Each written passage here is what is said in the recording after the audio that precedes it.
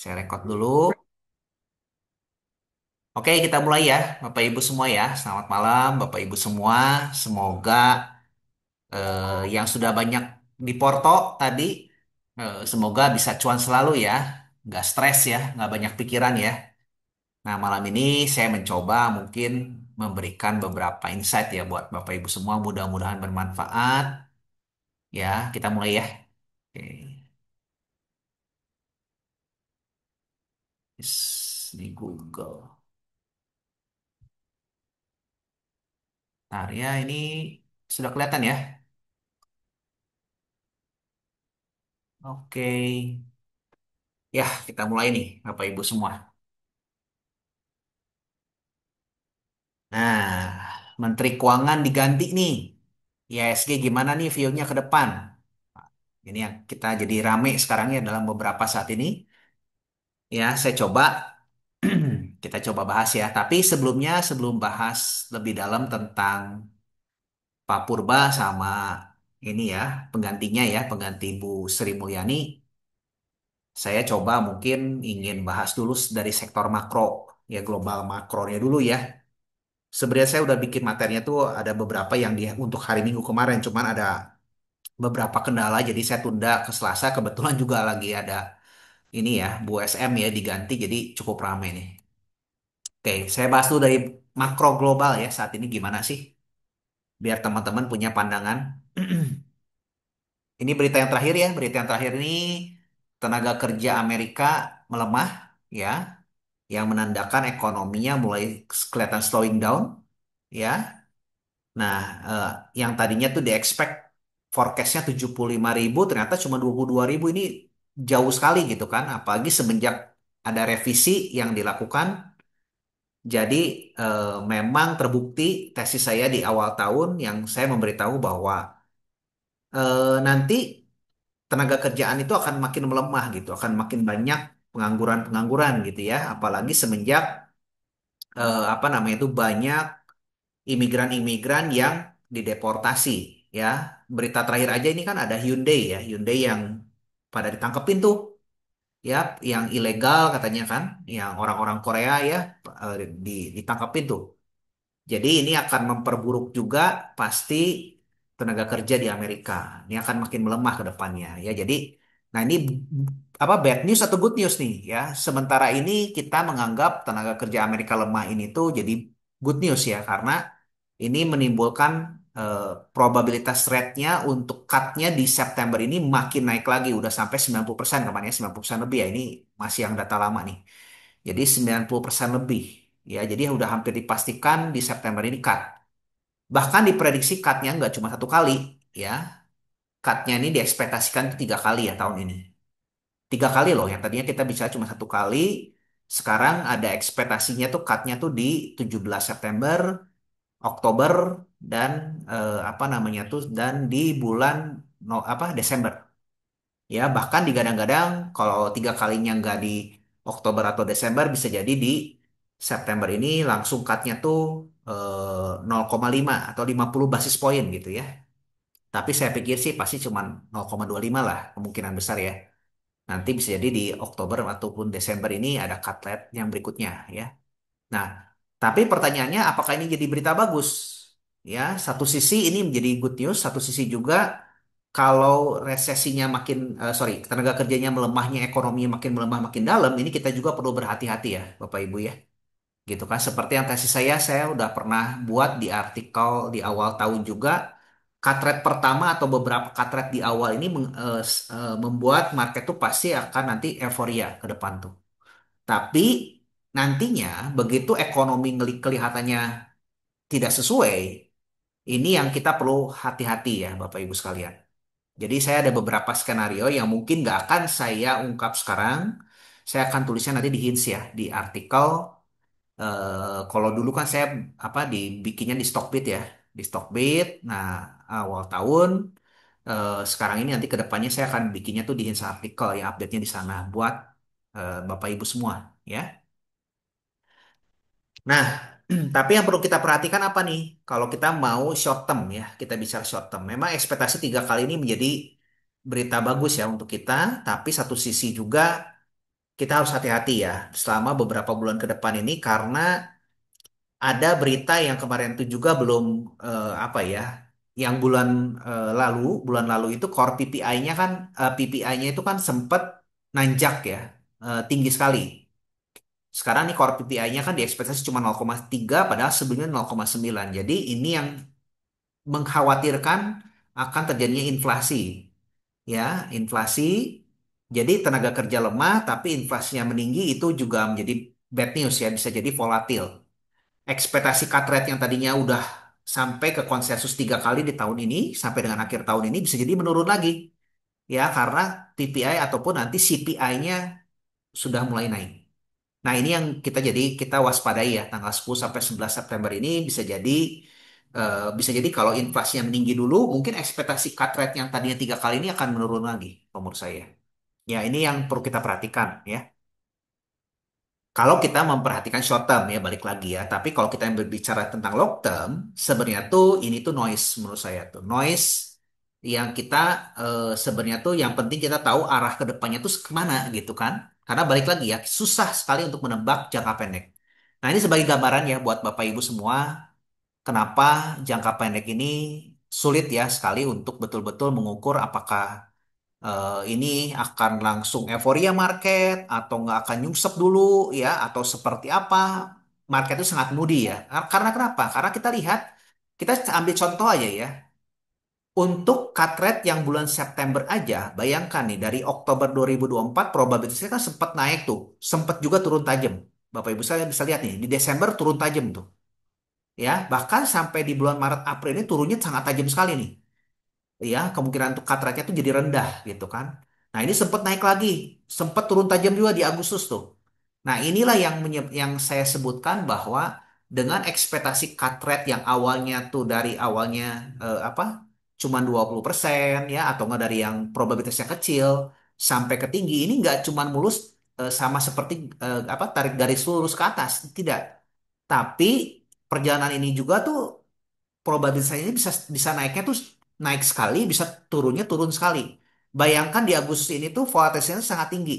Yang tadinya tuh di atas 60% atau di atas 50% itu probabilitas kan udah semakin naik tuh. Orang udah ekspektasi, wah akan cut rate nih. Sempat tembus ke arah 70% ya di bulan Juli itu. Berarti kan euforia tuh market.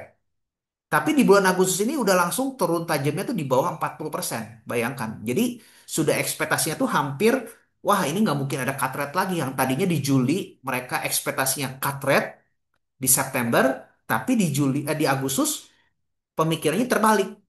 Wah nggak bakal ada cut rate nih. Dalam waktu 1 bulan itu juga udah langsung berubah lagi tuh konsensusnya ke 90% lagi. Nah, bayangkan market sedemikian moody yang tadi saya bilang, ini yang membuat jadi volatilitas di market juga sangat tinggi. Ya jadi Bapak Ibu sekalian kalau ingin memprediksi jangka pendek, kalau menurut saya ini sangat sulit sekali, sangat sulit. Ya sejago-jagonya kita nggak, menurut saya itu sangat sulit sekali memprediksi apakah nanti akan di cut rate berapa kali sebulan depan, apakah cut rate-nya juga. Bayangkan aja dalam hitungan minggu aja atau harian aja tuh ekspektasi itu bisa turun naiknya tuh cukup tajam, ya cukup tajam. Ya dalam waktu 1 bulan aja nih Agustus sampai ke September aja sempat di bawah 50%, bahkan sampai rebound lagi naik ke atas 90%. Yang tadinya wah nggak jadi, wah jadi akhirnya jadi. Nah, bisa jadi seperti itu, ya. Nah, ini yang menurut saya tuh kalau saya ngomongin jujur ya, kalau jangka pendek ini noise sebenarnya tuh, noise. Cuman saya di sini membantu Bapak Ibu sekalian juga apa menjelaskan jerninya. Oh, kayak gini ya. Saya akan memberikan market update ya.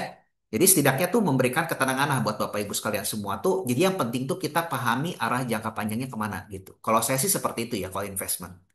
Jadi jangan sampai kita terombang-ambing dengan keadaan short term. Ya, tapi kita harus tahu, oh ujungnya kan mau kemana nih? Ujungnya cut rate kan. Ya cut rate-nya entah di September, entah di Oktober, entah di berapapun, tapi ada cut rate-nya sekian. Karena Amerika sudah pasti membutuhkan, karena nanti non-farm payroll-nya turun. Dan apa namanya tuh, yang pengangguran itu, unemployment rate-nya tuh nanti naik gitu kan. Nah, otomatis ya kalau seperti itu kita sudah tahu gambarannya tuh nanti akan cut rate. Ya, nah apa yang kita bisa antisipasi? Nah, itu yang saya ingin mengajak Bapak Ibu semua. jangan terlalu melihat jangka pendek sebenarnya. Kalau saya ngomong jujur ya. Tapi kadang-kadang kita ya di namanya di market kan orang pengen tahu kan, oh harus seperti apa tindakannya gimana, apa efeknya ya. Itu yang mungkin tetap saya kawal lah gitu ya. Oke. Nah, jadi sekarang ekspektasinya sudah sampai ke 3 kali ya. Ingat ya, udah market mulai optimis lagi di globalnya ya. Global market udah mulai optimis, ada cut rate 3 kali, di XY-nya turun ya. Terus yieldnya juga semakin turun, yang menandakan bahwa di market ini cukup oke lah gitu ya, optimis gitu ya. Eh, Nah, tapi bisa jadi cut rate yang terlalu banyak pun juga menandakan ekonomi Amerika tuh makin melemah. Ini yang bahaya gitu. Ya, nah ini mungkin saya sudah tulis ya di Stockbit yang waktu lalu di awal tahun, tapi nanti saya buatkan artikelnya di Hints lah. Nah, sebagai contohnya kita lihat ada interview ya. Waktu itu di sekitar Agustus akhir ke September awal ya, September awal. Itu Howard Marks ya sebagai salah satu investor global yang sangat disegani ya, setara mungkin dengan Warren Buffett lah kalau kita ngomongin. Ya, dia yang manage ke dan co-foundernya dari Oaktree Capital Management ya, salah satu apa namanya itu yang terbesar ya asetnya ya, cukup terbesar di dunia ya selain ada Ray Dalio. Nah, jadi kalau kita ngomongin eh, Howard Marks sendiri ngomong bahwa kita tahu kan bahwa saya seringkali mendengungkan bahwa ini valuasi di Amerika ini sudah mahal, overvalue. Howard Marks pun setuju, cuman menurut Howard Marks dia masih ngomongnya itu early days. Ya, jadi belum ke market bubble ya, belum benar-benar sampai orang tuh euforia atau seperti apa. Ini masih early days. Ya, tapi sign-nya sudah ada. Ya, kita harus bersiap-siap katanya tuh. Ya. Nah, ini apakah jadi good news atau bad news? Ya, kalau menurut saya sih early days di sini menandakan bahwa kita ini masih too early ya. Untuk pecah mungkin bubble ini masih too early. Ya, saya bisa ekspektasikan ada kemungkinan besar mungkin di tahun depan ya untuk nanti bubble itu bisa jadi pecah ya. Karena kita nanti akan memasuki fase euforia. Nanti lebih lengkapnya saya akan bikin di Hints artikel ya untuk view jangka panjangnya nanti untuk tahun depan lah, tahun 2026. Ya, karena kita sudah di September ini juga, kita sudah mulai, saya memberikan nanti artikel mungkin di akhir tahun untuk view untuk yang kedepannya seperti apa. Nah, jadi artinya kita perlu cautious juga ya, hati-hati, tapi kita juga perlu harus be prepare lah, kalau kita ngomongin. Nah, sebagai gambaran gitu ya, saya ingin update yang ringan-ringan aja. Warren Buffett sendiri gimana sih? Banyak yang ngomongin bahwa "Wah, pegang cash banyak ya, tapi ternyata selain pegang cash banyak juga, ternyata Warren Buffett pun juga belanja. Ya, belanja satu contohnya dia ada jual Apple ya, kemarinnya 6% lagi jual ya, dia konsisten. Tapi ada juga yang dia beli belanja seperti contohnya Constellation brand ya, ini untuk alkohol ya, perusahaan-perusahaan yang kayak consumer good lah. Tapi ada yang unik di sini selain yang tadinya tuh kita bicara tentang perusahaan-perusahaan yang cenderungnya Warren Buffett itu kan perusahaannya yang old school ya, yang mungkin ke apa namanya tuh ke seperti Constellation ini ya, consumer good dan lain-lain. Ternyata dia belanja juga ada perusahaan teknologi ya. Perusahaan teknologi di sini tuh tapi lebih ke pertahanan. Ya, itu kalau nggak salah tuh sorry mana ya? Hmm. Heiko Corp. Kalau nggak salah ini dia. Heiko Corp ini teknologi ya, kepertahanan salah satunya tuh. Jadi artinya ini kita bisa ambil apa nih? Oh, berarti ada peluang juga mungkin ya, nggak melulu teknologi itu sudah bubble gitu. Nah, ini yang perlu kita perhatikan. Nah, lalu ini yang saya pengen bahas juga tuh ada Lilu ya. Lilu ini salah satu yang sering dipuji oleh almarhum dari Cari Mangger ya. Salah satu investor terhebat juga ya yang diakui oleh Cari Mangger. Nah, Lilu ini dia ternyata jual Bank of America, dia buy PIN 22. Ya, buy PIN 22 di sini tuh PIN 22 ini salah satu e-commerce terbesar di China. Ya, yang punya Temu tuh. Ya, Temu e-commerce ya belum masuk ke Indonesia, tapi di Amerika sudah mulai heboh ya. Yang ada apa sudah mulai jadi predator lah di di sana ya, Temu ini. Nah, ini masuk nih buy cukup besar juga ya belanjanya gitu kan.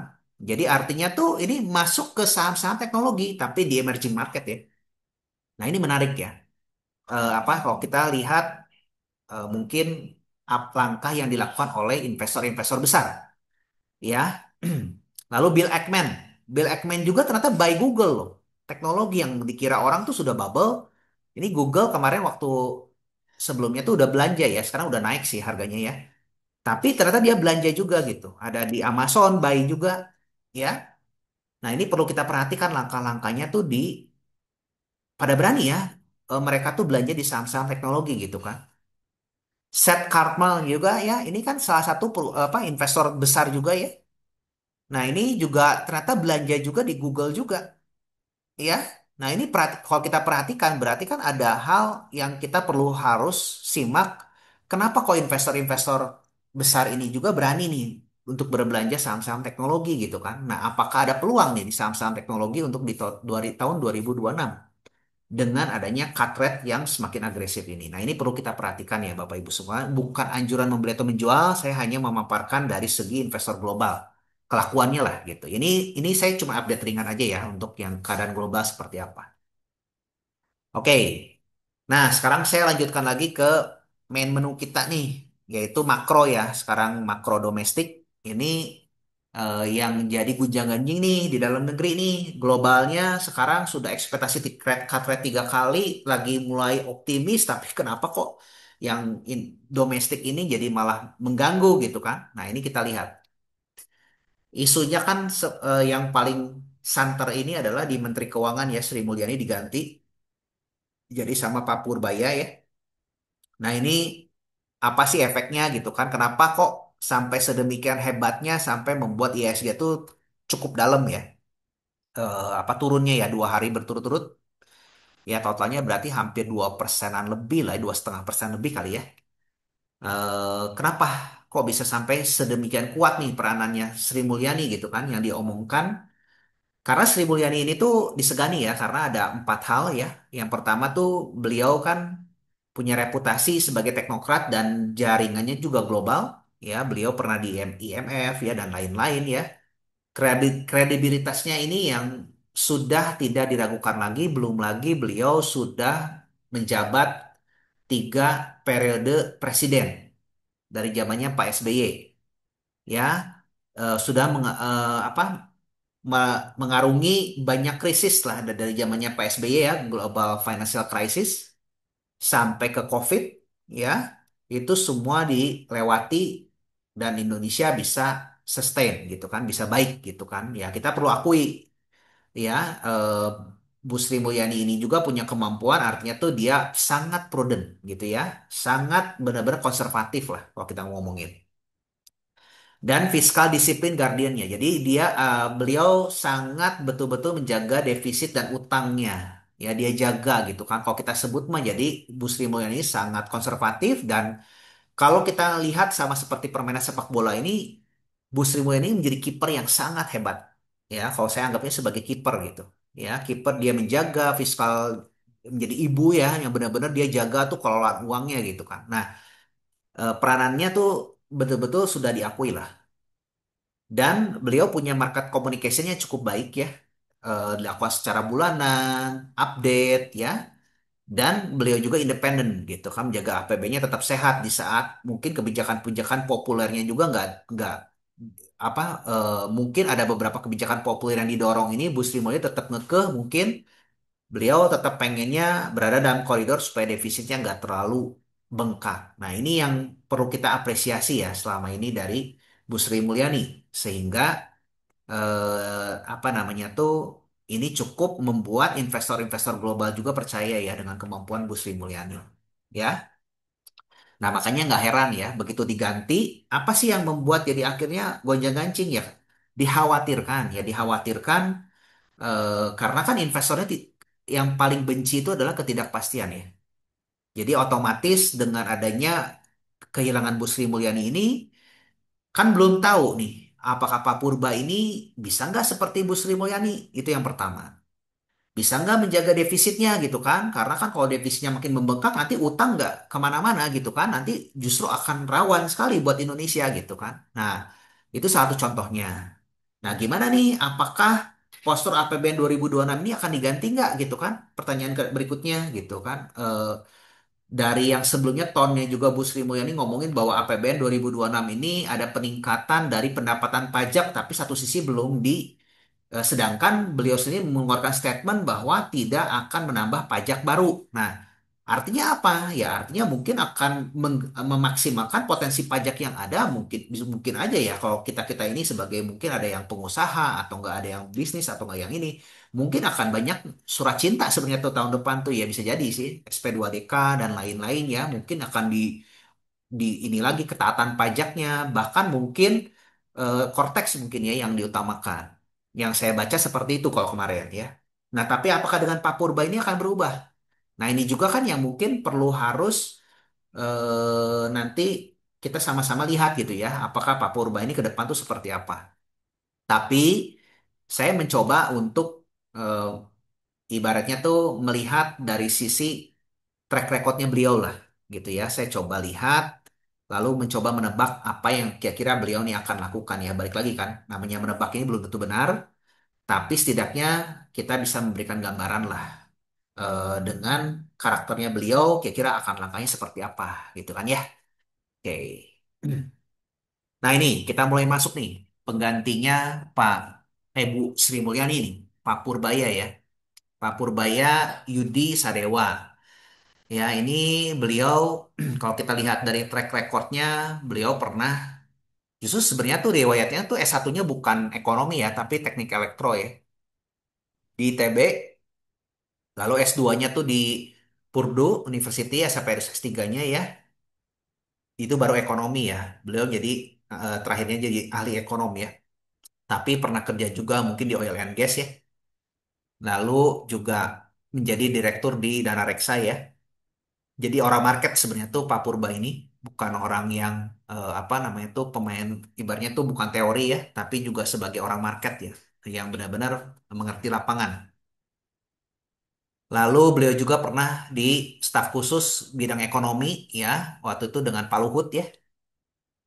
Dan beliau sih ngakunya sih pernah menjadi yang di 2020 itu menjadi salah satu penasehat waktu itu ke Pak Jokowi ya. Beliau sih klaimnya seperti itu. Jadi artinya itu yang mengarungi masa-masa krisis 2020 ini ada peranan beliau juga di baliknya. Dan yang terakhir sekarang beliau menjadi LPS ya, Ketua LPS, Lembaga Penjamin Simpanan. Ya, jadi artinya tuh ini bukan orang baru sih di market dan orang bukan baru di ekonomi. Beliau orang yang menurut saya tuh cukup pengalaman lah, ya apalagi di LPS.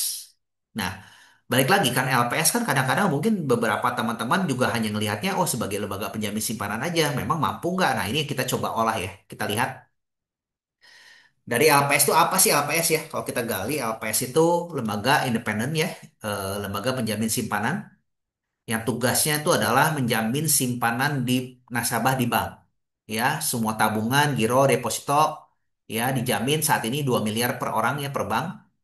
Ya, kalau bank collapse uangnya nggak hilang gitu, digantiin sama LPS. Dan yang kedua tuh fokus menangani bank bermasalah ya. Kalau ada bank gagal, LPS bisa ambil alih restruktur dan likuidasi ya supaya tidak menular ke bank-bank yang lain. Nah, tugas si LPS waktu yang kemarin-kemarin ada dua ini, tapi semenjak yang zaman yang Pak Purba ini ada beberapa terobosan-terobosan yang saya lihat itu ya cukup menarik ya, yang prestasi beliau yang kita bahas ya nanti ya. Nah, tapi saya pengen bahas dulu kenapa nih LPS ini penting ya buat ekonomi. Yang pertama, jelas sebagai menjaga kepercayaan publik ya, kepercayaan publik pada perbankan. Lalu kedua juga sebagai stabilitas sistem keuangan ya. Yang ketiga, pelengkap kebijakan Bank Indonesia dan OJK. Dan keempat, supaya menjamin stabilitas sosial juga. Nah, bayangkan ya, jadi LPS kadang-kadang kita berpikir sepele. Oh, LPS mah sederhana aja tugasnya. Enggak juga, ternyata LPS ini bisa proaktif. Ya, bisa proaktif untuk menjaga stabilisasi sistem keuangan. Bahkan bisa mendorong pertumbuhan ekonomi secara nggak langsung juga loh, kalau kita ngomongin. Kenapa? Karena kalau kita kasih jaminan si LPS ini kasih hanya ikut-ikutan kebijakannya BI, dia tidak melakukan proaktif, bisa jadi orang tuh udah pasti dijamin lah sama LPS gitu kan. Dengan kata lain juga mereka tuh banyak pasti orang-orang kalau suku bunganya cukup tinggi dan dijamin, otomatis orang kan tenang ya. Artinya mereka daripada menggerakkan di ekonomi lebih baik uangnya taruhnya di bank. Nah, itu yang kita lihat juga ternyata peran LPS ini juga sangat penting ya. Jadi dia bermain tuh nanti di TBP-nya, saya ceritakan lebih dalam lah. Sehingga beliau juga bisa melihat bahwa ini uang jangan ditaruh di bank banyak-banyak, tetap harus ada yang didorong ke ekonomi supaya si ekonominya gerak. Kalau enggak ini bahaya. Nah, itulah yang saya lihat tuh juga peranan-peranan ini yang sudah dilakukan oleh Pak Purba ya. Sebelumnya waktu menjabat selama 5 tahun. Nah, jadi contohnya ya Pak Purba waktu itu di CNBC acara ya, waktu ada ulang tahunnya LPS juga ya ke 25 kalau nggak salah. 20 atau 25 ya, 20 tahun atau 25 lah. Nah, ini beliau sudah masuk ada ke yang baru, yang selama ini cuma menjamin di perbankan saja, tapi sudah masuk yang ketiga itu di stabilitas keuangan dan yang terakhir tuh sudah masuk di asuransi di zaman beliau loh. Ini terobosannya. Jadi artinya tuh orangnya cukup proaktif gitu untuk membuat hal-hal yang baru dan melihat apa yang bisa terus harus dikembangkan gitu. Nah, ini yang menarik sih. Yang tadinya cuma menjamin deposito atau tabungan di perbankan, sekarang sudah mulai masuk di asuransi. 2028 rencananya. Jadi belum sih, tahun depan, 2 tahun lagi gitu kan. Tapi artinya dalam menyusun untuk masuk ke asuransi tadi, tentunya aja apa namanya tuh, untuk sektor asuransi ini tuh perlu diberesin dulu gitu. Perlu harus diseragamkan dulu. Nah, ini beliau punya peranan ke arah sana juga, saya lihat ya. Jadi terobosan apa aja nih yang saya coba gali ya selama masa kepemimpinan di LPS-nya? Yang pertama tadi ya perluasan mandat LPS ke asuransi. Jadi artinya tuh saya melihat di sini di masa kepemimpinannya tuh LPS dipersiapkan untuk menjamin polis asuransi mulai 2028. Game changernya karena sebelumnya LPS hanya perbankan ya. Jadi kasus Jiwasraya dan Wana Arta jadi momentum. Terobosannya mendorong pembentukan skema dana penjaminan asuransi agar publik lebih percaya pada industri asuransi. Jadi artinya tuh proaktif ya saya lihat tuh. Nggak cuman hanya eh, apa namanya tuh hanya bekerja sesuai dengan koridornya saja gitu. Ternyata banyak ada terobosan-terobosan yang dilakukan untuk meningkatkan terus kepercayaannya. Yang pertama, itu yang pertama ya. Yang kedua, penguatan resolusi bank bermasalah ya. Jadi Pak Purba ini juga ternyata yang mempercepat proses likuidasi dan penyelesaian bank BPR bermasalah nih.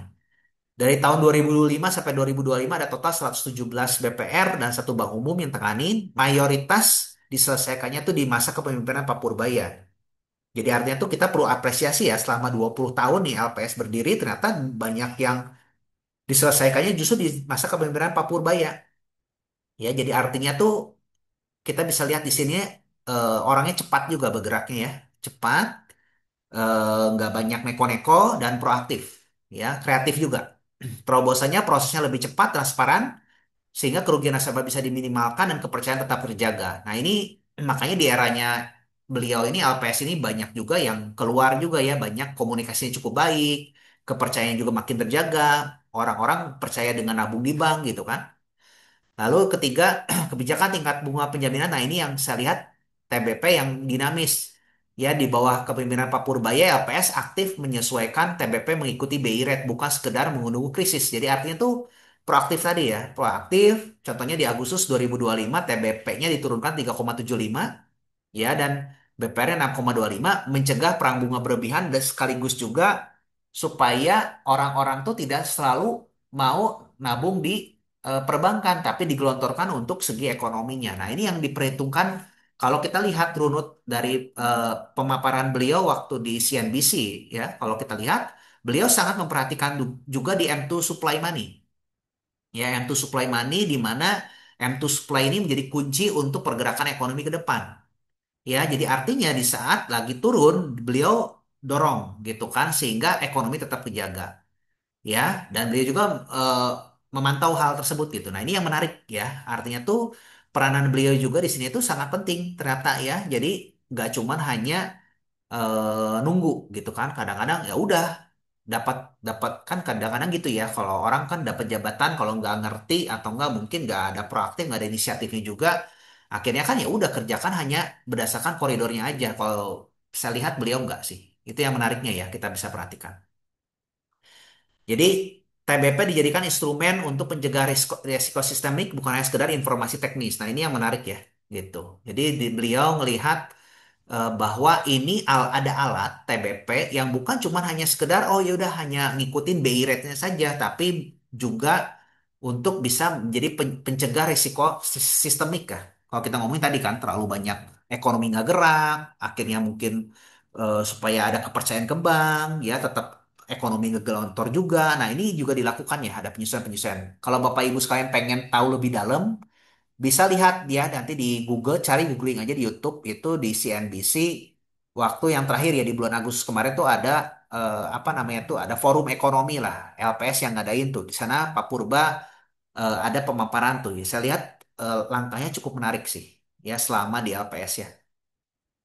Lalu yang keempat ini ada apa ya sosialisasi massal tentang fungsi LPS ya. Jadi artinya tuh ini cukup agresif ya Pak Purba bicara ke publik. Jangan takut simpan di bank dijamin 2 miliar. Jadi tingkat 2 miliar ini juga ditingkatkan oleh Pak Purba sehingga banyak masyarakat baru paham.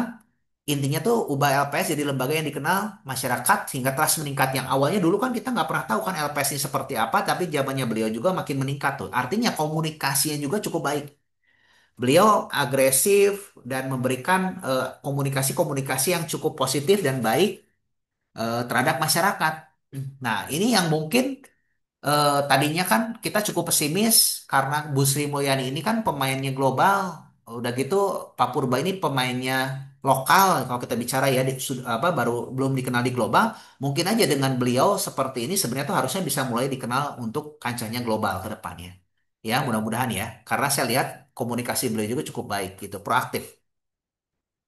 Nah, yang kelima optimisme domestik dan prediksi global. Ya. Artinya tuh jadi ia nggak apa menolak ya bergantung pada IMF. Jadi artinya tuh belum tentu apa yang didikte oleh IMF ini akan selalu dipakai gitu rujukannya.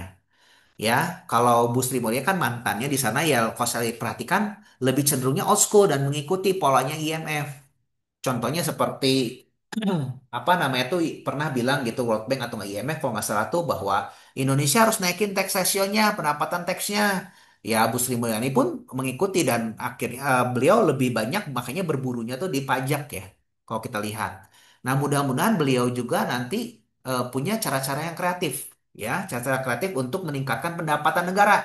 Nggak hanya melulu yang dipajekin ya. Kalau kita ngomong lewat pajak aja dinaikin, dinaikin, dinaikin. Nggak seperti itu. Nah, ini yang perlu kita perhatikan ke depannya ya. Ada beberapa macam opsi sih saya lihat ya, yang kita bisa lihat nanti. Contohnya seperti pertama langkahnya mungkin tebakan saya ya Pak Purba ini bisa jadi nanti akan mengambil langkah apa yang akan berbeda. Misalkan contohnya membuat tax amnesty. Tax amnesty-nya bisa jadi tebakan saya, ini baru tebakan ya namanya kan kita nggak tahu ya. Tax amnesty-nya kan biasanya kan hanya untuk global, bisa jadi ini hanya untuk khusus untuk pengusaha-pengusaha yang kaki lima misalkan sok masa lalunya nggak diungkit-ungkit tapi kita bikin tax amnesty bisa jadi ya mungkin ini kan hanya ide-ide untuk supaya eh, tax ratio itu meningkat ya bukan cuma hanya berburu di kebun binatang. Nah ini yang mungkin saya lihat juga dengan kreativitas beliau juga saya percaya sih mungkin akan ada terobosan-terobosan karena di LPS pun juga beliau cukup proaktif saya lihat tuh dan kreatif ya untuk bisa melakukan langkah-langkah seperti itu. Ya, jadi narasi kebijakannya berani dan percaya diri untuk bangun optimisme. Apalagi beliau sangat betul-betul ngerti bahwa kekuatan Indonesia sendiri itu adalah di domestik. Beliau sangat aware hal itu, makanya dia menjaga M2 supply money-nya juga, termasuk juga mendorong ini dia beliau juga ngerti di salah satu kemarin waktu apa ya waktu setelah diangkat menjadi Menteri Keuangan beliau ada sedikit spill bahwa ya kalau kita mau dapetin pendapatan lebih ya jangan pajaknya maksudnya dia dinaikin, tapi kita juga bantu mereka pertumbuhan ekonominya dulu, baru pajaknya itu akan datang dengan sendiri, dengan katanya seperti itu. Nah, itu juga menjadi sinyal yang cukup baik ya, karena kita lihat sinyal-sinyalnya ke arah pro growth. Ya, beliau lebih memfokuskan ke arah apa namanya tuh pro growth, proaktif, dan fiskal ekspansif yang saya maksudkan di sini ya, yang saya kelihatannya tuh fiskal ekspansif dan mereka dan mendorong pendapatan itu justru bukan dari naikin nilai teksnya tapi justru dari perekonomian yang makin membaik gitu. Perekonomian yang makin membaik ya otomatis pendapatan juga makin membaik. Nah, itu yang saya tangkap dari beliau. Sehingga harusnya beliau juga tuh banyak cara-cara yang saya lihat tuh cukup kreatif nanti harusnya ke depan untuk mendorong ekonomi sekaligus meningkatkan pendapatan. Lalu yang keenam, penguatan dana cadangan di LPS ya. Jadi di zamannya LPS itu juga beliau termasuk yang premi banknya makin besar sehingga kan penting ya, jadi size untuk di LPS-nya juga makin besar. Jadi bukan hanya untuk sekedar BPR aja siapnya, tapi untuk skala bank menengah ke besar juga. Ini terobosan-terobosan ini yang perlu kita apresiasi ya, selama 5 tahun beliau di LPS. Ini yang menimbulkan akhirnya kan bank-bank cukup dipercaya di Indonesia gitu kan, cukup menjadi eh, apa ya, kalau kita ngomongin cukup baik lah. Belum lagi kan beliau di LPS ini kan sangat dekat sekali dengan BI, dengan apa namanya tuh, dengan yang OJK. Artinya tuh mereka, beliau sudah sangat terbiasa untuk berkoordinasi. Ya, artinya tuh ya kalau dengan jabatan Menke ini pasti nggak sulit lagi lah untuk melakukan koordinasi ataupun sama-sama ingin ya kita ngomongin tuh biar seiringan lah. Nah, ini yang saya lihat juga menjadi sisi positifnya ya yang kita bisa perhatikan.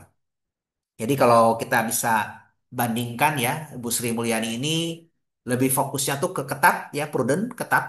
Ya, jadi benar-benar kalau kita bayangkan tuh sama seperti kayak orang tua lah, orang tua yang ketat menjaga anaknya gitu kan, harus dan kaku gitu ya. Global standard ya, beliau fokusnya menjaga defisit rendah, reformasi pajak yang fokusnya hanya pajak dan kredibilitas internasional. Ya, sedangkan Pak Purbaya di sini kalau menurut saya ini prudent, pragmatis ya, domestic oriented ya. Jadi fokus pada demand dalam negeri dan stabilitas kepercayaan publik. Nah, ini yang beliau dorong kalau menurut saya ya. Ya, ini Ibu Sri Mulyani mau kita akui juga ya, di reputasi globalnya itu sangat tinggi ya. Dan Pak Purbaya ini masih rendah ya, tapi beliau dekat dengan isu masyarakat ya, justru dengan sektor keuangan domestik. Dan beliau juga punya kemampuan gaya komunikasi yang menurut saya itu bisa juga nanti didorong ke global ya, gitu kan. Kalau ini kan lebih ke teknis, formal ya, berbasis data, kreativitas global ya kalau Bu Sri Mulyani. Sedangkan kalau Pak Purba lebih ke optimis dan populis ya. Jadi lebih mengandalkan data-data nasional, dan beliau juga orangnya juga ceplos-ceplos ya kalau ngomongin tuh, katanya tuh gaya koboi gitu kan kalau beliau ngomongnya ya. Tapi kalau saya perhatikan gaya komunikasinya juga cukup cair ya, tinggal diatur. Ya, yang perlu hati-hati tuh jangan sampai, sayangnya beliau juga kan terlalu kadang-kadang belak-belakan atau nggak terlalu suka berguyon ya. Jadi akhirnya tuh disalahpahami. Nah, ini yang harus hati-hati sih dari beliau ya, yang perlu saya lihat. Dan saya pikir sih harusnya dengan pernyataan permintaan maaf hari ini juga beliau udah menyadari bahwa oh, apa yang saya harus kurangi, apa yang saya harus tambah gitu kan. Ya, jadi wajar lah ya, satu hari sudah ada demo tadi yang Pak Yopi sebutkan. Ya, saya pikir mah itu mah hanya dipelintir aja ya. Dan kalau kita lihat konteks keseluruhan omongannya beliau juga sebenarnya kan nggak menyakiti ya. Tuntutan 17/8 17/8 itu tuh kan lebih ke arah, menurut Pak Purba itu kan maksudnya gini, saya akan mendorong ekonominya, jadi nanti orang-orang yang tuntutan yang tadinya demo itu juga akan menghilang dengan sendirinya. Kenapa? Karena mereka sibuk dapat apa? Ekonominya berjalan gitu kan. Mereka juga kan akhirnya happy gitu. Nah, itu yang dimaksudkan oleh beliau. Cuman mungkin kadang-kadang dalam media ya suka mempelintir lah. Nah, ini juga perlu hati-hati ya di beliau. Tapi saya pikir orangnya cukup terbuka, ya, nggak textbook dan nggak betul-betul, orangnya kan juga saya perhatikan proaktif gitu. Itu yang menarik, ya. Dan di luar hal itu karena beliau memegang di LPS, kita lihat gitu cara beliau manage, saya anggap ini beliau tuh sebenarnya prudent loh. Bukan berarti agresif gaya koboi itu sembarangan ya, tapi beliau juga prudent loh. Prudent menjaga kan bunga yang diberikan ini udah gitu bunga di TBP-nya juga cukup dijaga gitu kan, dan ngedorong gitu kan M2 supply money-nya itu yang menarik tuh yang beliau lakukan. Berarti kan beliau juga memperhatikan ya, tapi bisa jadi berani mengambil sikap berbeda nih. Jadi artinya, nah ini yang kita perlu lihat ya. Artinya tuh beliau bisa jadi kreatif cara-caranya ya. Itu yang menarik.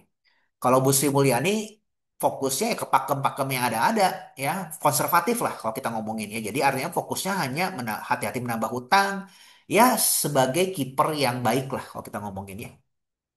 Nah, sehingga otomatis ya kalau ngomongin di perpajakan, agresif di perpajakan gitu kan. Nah, memang Pak Purba ini belum terbukti di fiskal ya. Di LPS fokus ke trust, tapi bisa justru dorong pajaknya ke arah yang lebih kreatif kalau menurut saya ya. Artinya tuh kepatuhan dengan cara-cara yang kreatif gitu, bukan cuma menekan gitu. Nah, ini yang perlu yang kita saya lihat sih, saya cukup optimis ke arah sana. Ya, saya prediksi saya mungkin bisa jadi tahun depan ada tax amnesty gitu kan. Tadi yang saya bilang ya, tax amnesty, tapi dengan gayanya yang mungkin yang sedikit berbeda gitu. Ini tebakan saya sendiri aja ya, mungkin ya. Tapi untuk bisa menjaga supaya gimana caranya menarik, kan sekarang ini kan banyak juga kan underground ekonomi ya. Kalau kita ngomongin tuh ekonomi yang tidak tertap sama pajak kan. Jadi artinya kan yang diburu selalu pengusaha-pengusaha itu aja, sedangkan ada segmen-segmen lain yang nggak diburu gitu kan atau yang nggak kena pajak gitu secara nggak langsung. Sektor informal lah seringkali disebutnya seperti itu. Nah, beliau ini saya lihat bisa jadi punya cara-cara kreatif nanti yang mendorong pajaknya ke arah sana, tapi tanpa perlu menyakiti gitu kan. Dengan cara mungkin tax amnesty ataupun hal-hal yang lain. Nah, saya lihat tuh ada beberapa cara yang bisa beliau lakukan sebenarnya itu ya. Tebakan saya aja ya, ini balik lagi ya, bukan berarti beliau ngomong seperti itu tidak, tapi ini tebakan saya aja berdasarkan track recordnya beliau gitu ya. Nah, apa namanya tuh kalau Ibu Sri Mulyani kan lebih menjaga bahwa kebijakan populisnya juga dia nggak mau ya selama nggak defisit kuncinya kan pakemnya di sana. Kalau beliau bisa cukup terbuka ya orangnya cukup fleksibel tapi yang penting ada safety netnya. Nah ini yang makanya saya lihat beliau lebih ke pro growth ya lebih ke fiskal ekspansif. Nah ini yang menarik ya. Eh, dan kalau dari karakternya Pak Purba ini lebih cair dan pragmatis ya, dan lebih erat kerjasamanya dengan BI, OJK dan KSSK ya dalam dalam KSSK-nya ya. Nah dalam respon krisisnya juga beliau punya pengalaman ya tadi kan waktu tahun 2020 menjaga krisis beliau berjalan juga. Nah yang menariknya beliau ada statement gini, waktu zamannya SBY yang didorong itu private sector ya sehingga pemerintah bisa mengurangi hutang tapi yang didorongnya cuma satu mesin katanya tuh yaitu private sector yaitu sektor-sektor swasta yang agresif bertumbuh sehingga membuat perekonomian bertumbuh di zamannya Pak SBY. Di zamannya Pak Jokowi terbalik gitu kan ya, bukannya private sector tapi pemerintah. Ya, pemerintah ini atau publik ya, pemerintah ini yang didorong untuk banyaknya mungkin infrastruktur dan yang lain-lainnya sehingga justru apa ya pemerintah ini kan semakin banyak berhutang dan semakin defisit gitu kan.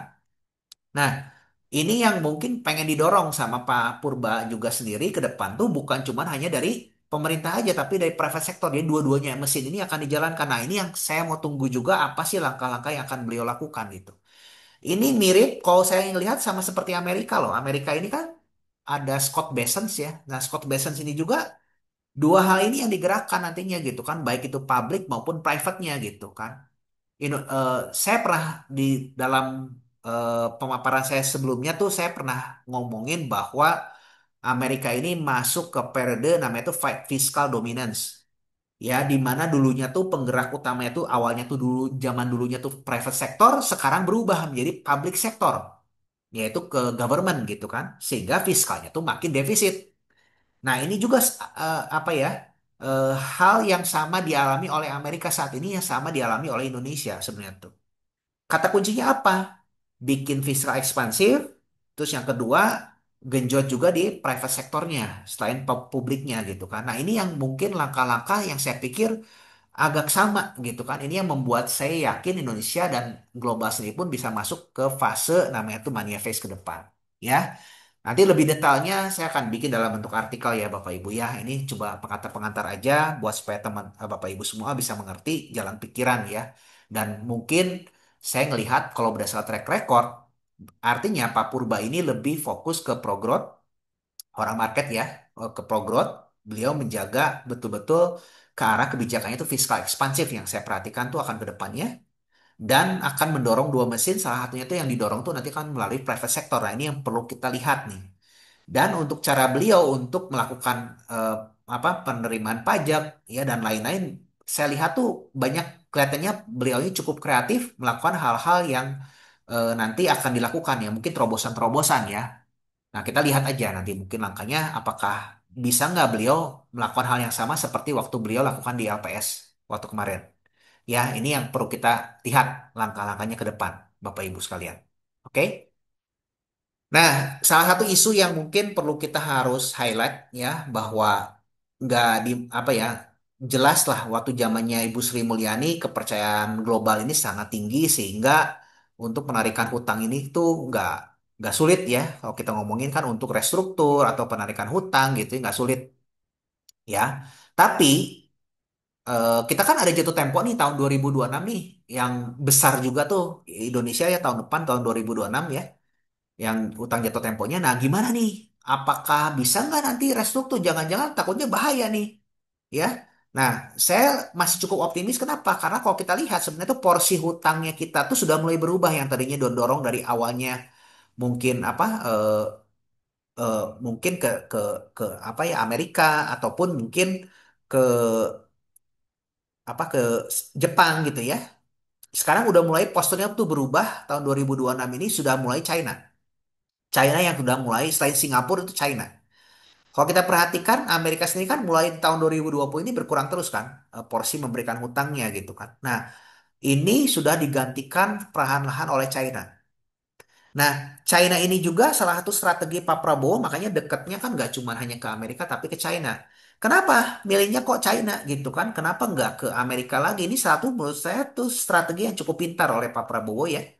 Dengan kita mendorong untuk nambah utang juga untuk restruktur lagi juga nanti ke China. Itu kenapa? Karena balik lagi kan kalau kita perhatikan yuan ini kan eh, beda dengan dolar ya. Dolar ini kan pernah sempat apa menguatnya cukup cukup tajam. Sedangkan yuan ini sendiri kan pengennya si China ini murah selalu gitu. Sehingga menjadi ke depan tuh harapannya China juga kan menjadi the world reserve currency. Selain bisa memberikan rate yang cukup murah si China ya, kedua juga ada keuntungan Indonesia dari apa namanya itu devaluasi yuannya sendiri. Sehingga bisa jadi pas jatuh tempo bisa jadi ada keuntungan untuk Indonesia sendiri. Nah, ini yang saya perhatikan sebenarnya tuh dengan kita mengambil hutang dari China juga ada satu hal yang cukup baik gitu kan, bukan menjadi hal yang cukup buruk. Jadi isunya apakah dengan Ibu Sri Mulyani mundur ini nanti hutangnya tidak nanti nggak bisa restruktur? Kalau menurut saya ini isu ini mulai kejawab dengan adanya hadirnya China nih yang saat ini juga dipaksa secara nggak langsung oleh Donald Trump untuk memindahkan industri-industrinya ke luar negeri. Dan China sekarang sudah mulai berubah gayanya juga dengan cara memberi pinjaman tuh. Menggelontorkan, dia bermainnya juga ke negara-negara yang lain. Nah ini juga seiringan. Jadi artinya tuh Pak Purba ini, kalau menurut saya sih saya sebut ya, kalau saya sebut kata-kata kan, beliau masuk dalam kondisi, kalau menurut saya katalisnya yang tepat. Katalis dari globalnya juga cut rate-nya udah mulai longgar, ya. Udah gitu beliau juga likuiditas juga keharapan ke depan juga makin banyak ke depan. Ya, and to supply money di globalnya juga makin banyak, artinya untuk restruktur nggak sulit.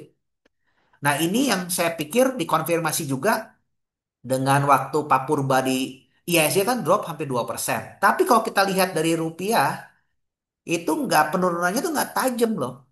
Ya, itu waktu demo kan yang cukup lumayan lah ya. Tapi kalau kita lihat sebenarnya penurunan dolar apa rupiah sendiri itu nggak sampai ke 17.000 atau 16.700. Ini naiknya kan nggak tajam, paling cuma hanya sekian, nggak nyampe 1% gitu.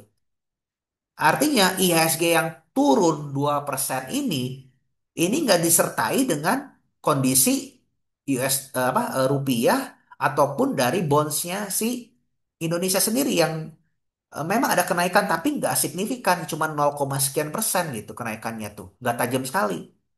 Kenapa? Karena eh, globalnya pun juga di XY-nya kan lagi melemah. Nah ini yang menjadi menurut saya tuh ya keberuntungan lah untuk Pak Purba sendiri ya. Selama beliau bisa manage-nya baik, bisa menggerakkan domestiknya baik, justru katalisnya tuh lagi kumpul sekarang. Ya, mudah-mudahan ya. Dengan beliau yang nanti bertindaknya justru pro agresif ke depan, saya optimis. Justru Indonesia bisa masuk ke areanya, area manifest ke depan gitu. Kenapa? Karena balik lagi ya, kita kan Einstein pernah ngomong, kalau kamu ingin berubah, nggak boleh lakukan hal yang sama berulang-ulang gitu kan. Artinya tuh jangan sampai kita ingin mengharapkan sesuatu hasil yang berbeda, tapi tindakan kita selalu sama. Bu Sri Mulyani sudah 3 periode, tiga presiden. Kalau kita ngomongin tuh. Dan beliau punya kehebatan yaitu menjaga fiskal, menjadi kiper yang baik. Tapi yang dibutuhkan kalau menurut saya ekonomi saat ini Indonesia ini adalah ekonomi yang cukup ekspansif, fiskal ekspansif. Nah ini akan mendorong Indonesia akan masuk ke fase manifest dan mungkin ini jawabannya. Ya mudah-mudahan kalau saya sih cukup optimis ya dengan Pak Purba ini yang cukup prudent, hati-hati juga. beliau juga nggak ngobrak-ngabrik sistem yang lama langsung dirubah total semuanya ya gitu kan. Kadang-kadang pejabat pengen rubah katanya kan, tapi Pak Purba nggak. Beliau akan maksimalkan mana mesin yang coba kita maksimalkan. Nah, dengan karakter beliau saya lihat tuh dengan gaya komunikasinya nanti harusnya pelan-pelan nanti akan mulai cukup baik ke depannya. Ya, kalau saya sih cukup optimis. Melihatnya dengan kondisi global dan kondisi Papurbanya sendiri dari track record, saya ngelihat ini cukup optimis.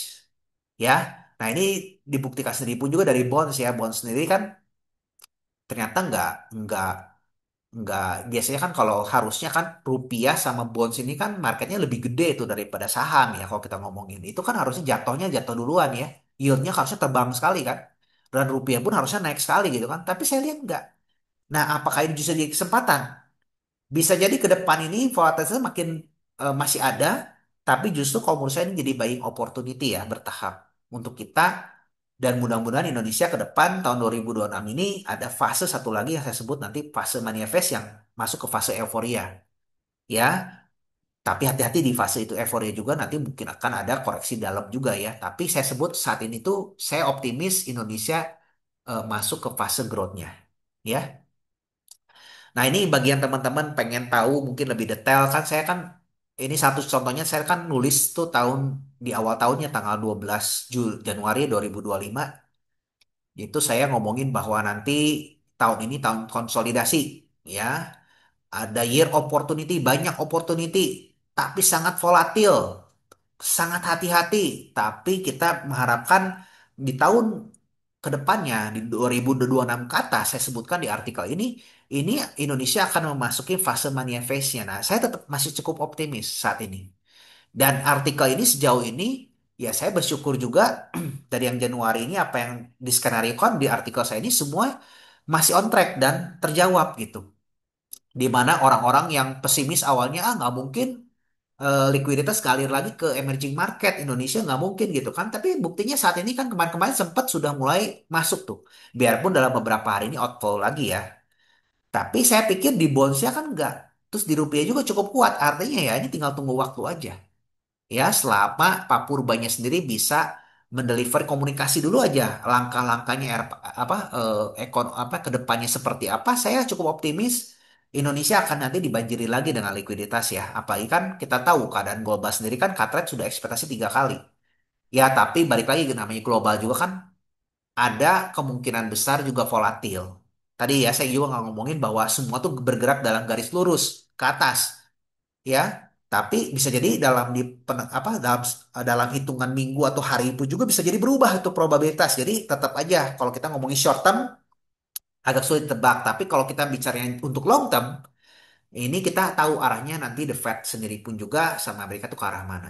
Ya. Nah, ini satu contohnya artikel yang saya buat di Januari itu, dan sampai saat ini ternyata masih skenario masih intact dan sudah mulai apa terwujud ya beberapa skenario ini seperti perang tarif juga, dan ini saya kasih bocoran sebenarnya tuh tanggal 18 Januari tuh. Di Stockbit itu bagi teman-teman yang baca sebenarnya tuh ini saya memberikan ada SSIA. Ya, ini udah terbukti gitu kan, pergudangan, transportasi, kontraktor swasta gitu, TOTL dan lain-lainnya itu apa tikel turunan ini apa ya cukup berhasil lah untuk bagi teman-teman yang ngikutin mungkin watchlist saya dari awal tahun ini cukup baik gitu kan performance-nya gitu. Nah, ini yang apa namanya tuh ini nanti saya akan coba bikin lagi nanti di hits artikel ya untuk tahun 2026. Tapi beberapa emiten yang bocoran sih saya sudah berikan juga ada yang di hints artikel ya. Nah, contohnya seperti artikel tahun tanggal 4 nih April di Stockbit waktu itu saya udah bikin lagi bottom-bottomnya lagi fear-fearnya saya ngomongin justru ini peluang bagus. Ini nanti industri China seperti prediksi saya di awal di Januari ini akan membanjiri. Makanya saya pilih sektor-sektor yang masuk ke lahan industri dan lain-lain. Ternyata terbukti ya. Justru dengan adanya perang tarif ini Indonesia salah satu yang diuntungkan karena dapat tarif paling rendah gitu kan di di seluruh dunia ya. Eh, Termasuk yang paling rendah gitu. Artinya akan ada banyak investor asing masuk dan terbukti kan sekarang kan banyak China kan industri-industri pada mulai masuk gitu kan ke Indonesia. Nah, ini satu contohnya. Waktu tahun apa sebelumnya juga saya berikan contoh juga di November 2024 WiFi ini salah satu tesis yang saya bilang tuh ini bakal growth bagus. Ini udah dapat 7 bagger ya. Dan eh, apa saya juga bikin artikel di Hinge. Nah, mulai dilanjutkan dari yang Stockbit ini saya nggak bikin lagi tulisan di Stockbit tapi saya lanjutkan di Hinge bagi teman-teman seperti contohnya kemana artikel yang krisis Indonesia ya. Kemarin waktu demo-demo tuh saya ada spill juga beberapa hal di sana. Lalu ada tema investasi yang mungkin teman-teman pengen coba kulik apa sih yang belum dibicarakan sama banyak orang dan tahun depan ini akan menjadi tema besar kalau menurut saya. Ya, nah ini mungkin belum banyak yang bahas tapi nanti akan mulai muncul tuh sama seperti beberapa ada tulisan juga kan ini saya potensi super cycle emas sih sekarang banyak diomongin, Mas. Terus ada juga kan, ini ada juga dari timsnya, analisnya, ini ada merekomendasikan Archie udah dapat Bagger gitu kan. Lalu ada golden opportunity nanti bagi teman-teman yang sekarang ini lagi koreksi tapi lagi cuan, ya saya ucapkan selamat ya Bapak Ibu sekalian. Dan ini perjalanannya masih panjang. Kenapa ceritanya? Itu semua saya sudah sebar apa buatkan di Hints artikel. Nah, bagi teman-teman yang ingin gabung silakan ya. Mungkin itu sekian materi dari saya. Mudah-mudahan bisa menjawab Bapak Ibu semua. Oke, mungkin eh ini CPP ya, Ci. Malam, Ci. Malam Andre, malam Bapak Ibu semua. Oke. Iya, tadi kita indeks indeks banyak kejutan-kejutan ya, tapi lama-lama dikejut-kejut gitu ada kejutan juga ya begitulah ya, bagian dari resiko perjalanan investasi kita ya. Oke. Ya kalau kita lihat kita langsung lihat chart aja atau gimana Andre? Ya, Langsung mangga, chart aja ya kali silakan. ya. View ya, view market ya. Kita bulan ini dikejutkan dengan minggu-minggu terakhir ini aksi demo, terus pergantian menteri ya, Menteri Keuangan yang sudah menjabat cukup lama, 15 tahun ya ini kalau nggak salah ya. Nah, jadi mungkin pasar masih butuh suatu kepastian karena ini yang menteri baru belum terbukti. Malah ngomongnya kemarin ada lucu-lucuan ya. Jadi mungkin karena dia kaget juga jadi menteri, jadi bahasanya mungkin baru mesti diperlemas ya karena kita lagi pada sensitif nih. Udah ngaco dikit udah tanggapannya udah banyak yang komen dah. Nah itu mungkin butuh investor investor itu lebih nyaman dengan tidak nyaman dengan ketidakpastian dengan adanya penggantian Menteri Keuangan ketidakpastian menjadi lebih tinggi. Nah itu mungkin yang menyebabkan asing pada keluar ya terbukti dengan saham-saham perbankan big four bank kita merah keluar pada merah semua ya. Pada lumayan turun dalam terus karena kemarin juga katanya cukai rokok itu dengan penggantian menteri diharapkan bakal turun juga naiknya kencang tapi hari ini digebuk juga kita lihat pergerakan IHSG ya Bapak Ibu semua ya saya izin share chart ya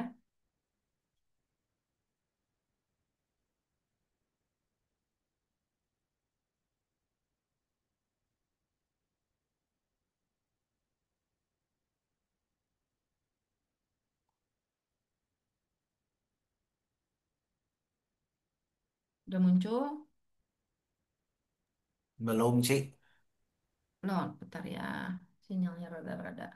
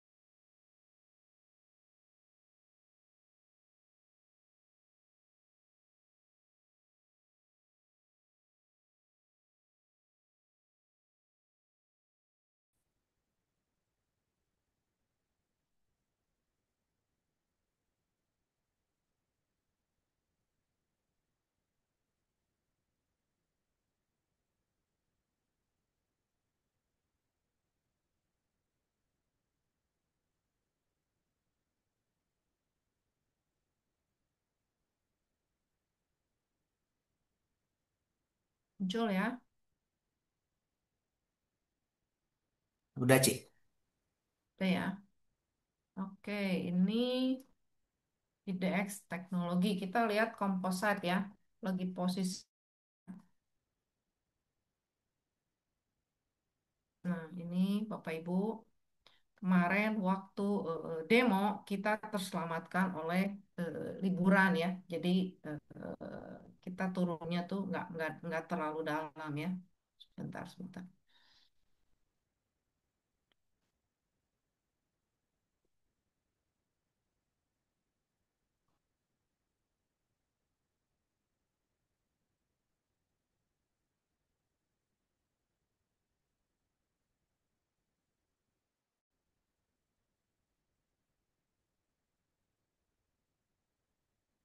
Ini ya, Bapak Ibu.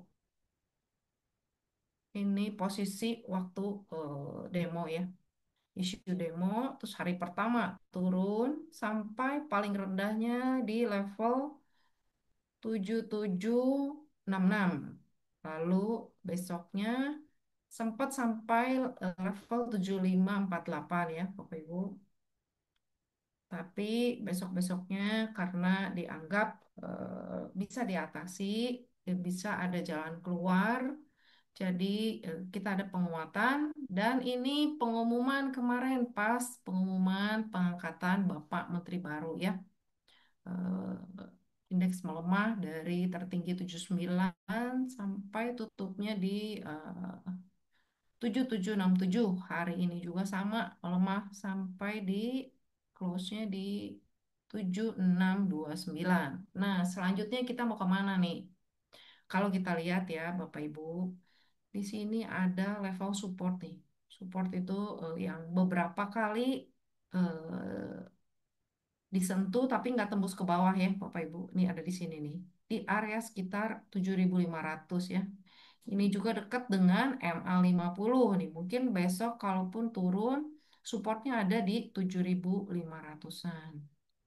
Nah, lalu kira-kira apa nih yang bikin benjol-benjol merah-merah begini nih? Ada IDX Finance ya.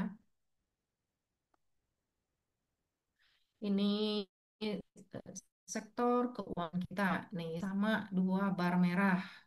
Kenapa merah kenapa keuangan pada merah semua gitu ya.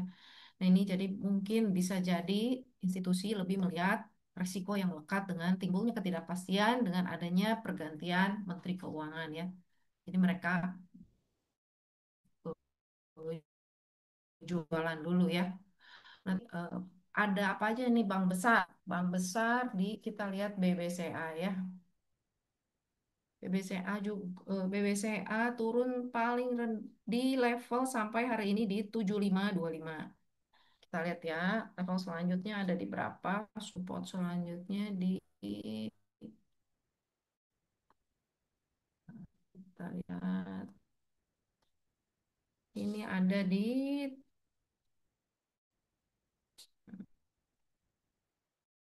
hmm, ini udah lewat semua ya. 76. Terus ada support berikutnya di sini sekitar 7 ribuan ya untuk BBCA. Lalu untuk BBRI. BBRI mungkin kita bisa pakai di sini nih. Support selanjutnya di 3.700-an ya. Lalu ada support lagi di area sini ya. Langsung kita pasang 3.400 ya, 3.500-an ya. Terus untuk Bank Mandiri. Bank Mandiri ini udah di area support dia 4.300. Support berikutnya ada di area sini 4.250 dekat ya. Terus di sini aja kita langsung ini ada gap sekitar 3.700 ya. Lalu BBNI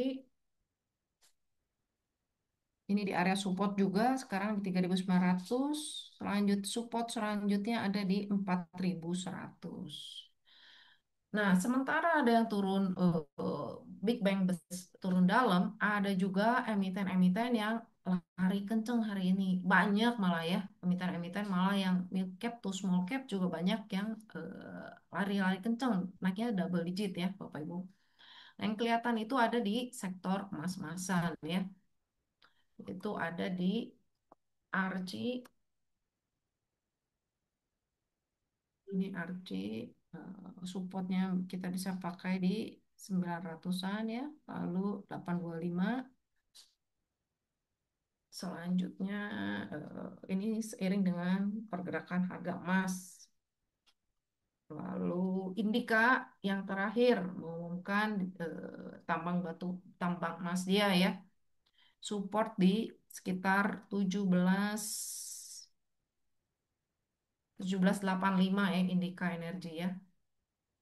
Ini tambang emasnya udah mulai beroperasi ya. Ini ada di artikel Hints juga. Lalu BRMS emas juga ini di asistennya 530, support di 500-an ya. Lalu emas lagi Antam. Antam juga, tapi hari ini jarum ya. Jarum tuh artinya tutupnya banyak seller di dekat penutupan. Dengan area support ini breakout dari sini naik breakout level breakout dia di sekitar 3.600 support dia ya. Terus emiten lain lagi yang menarik ada Harum Energi. Ini Harum Energi juga cukup menarik. Ini kayaknya pola bendera ya. Flag pattern dengan area support di 1030-an ya. Lalu ada NICL, NCKL. Jadi Megah Bangun Persada ini level support di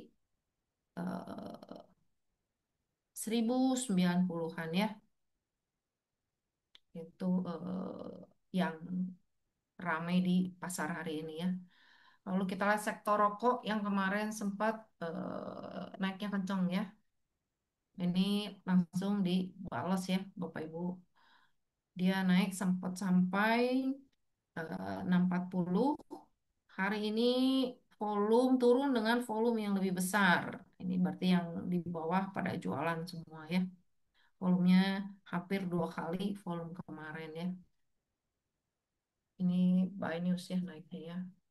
Gudang garam. Gudang garam mirip juga tuh sepantaran barnya ya.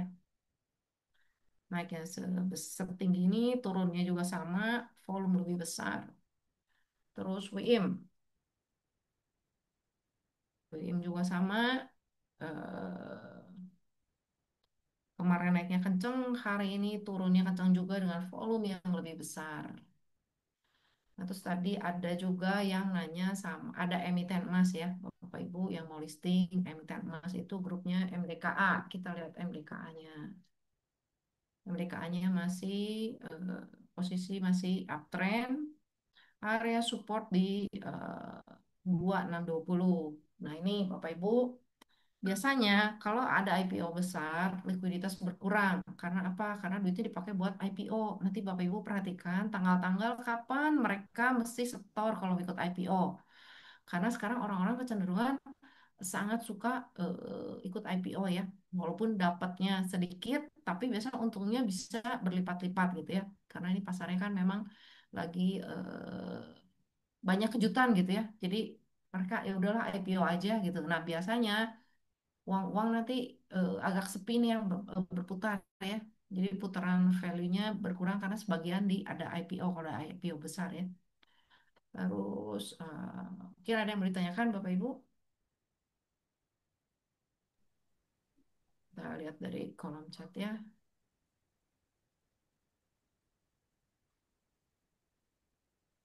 Yang belum terbang ada ini MDR tuh Ci SMDR, maksudnya. SMDR ya. Kita lihat ya.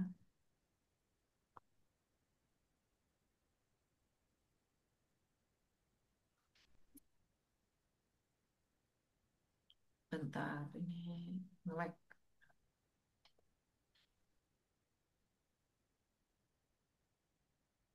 SMD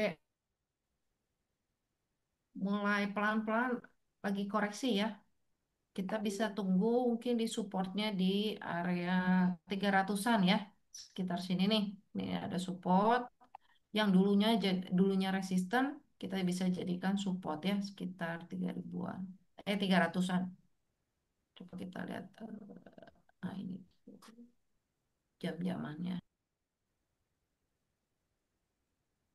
300-an ya. Ini sebenarnya support kuat juga ini nih. 320. 320 kita bisa jadi support, 300 kita bisa jadi support. Nah, dalam kondisi pasar yang volatile begini, Bapak Ibu, mungkin bisa menggunakan strategi cicil beli ya. Kadang-kadang kita beli kecepatan cut loss, mantul gitu ya. Jadi mungkin bisa dibeli 2 atau 3 kali beli rata-rata karena pasarnya ya penuh kejutan-kejutan ya terakhir-terakhir ya.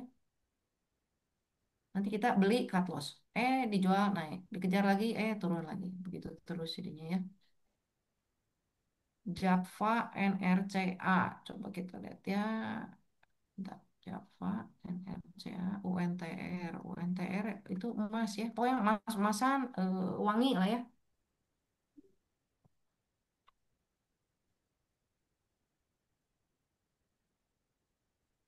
NRCA NRCA hari ini arah kalau nggak salah ya.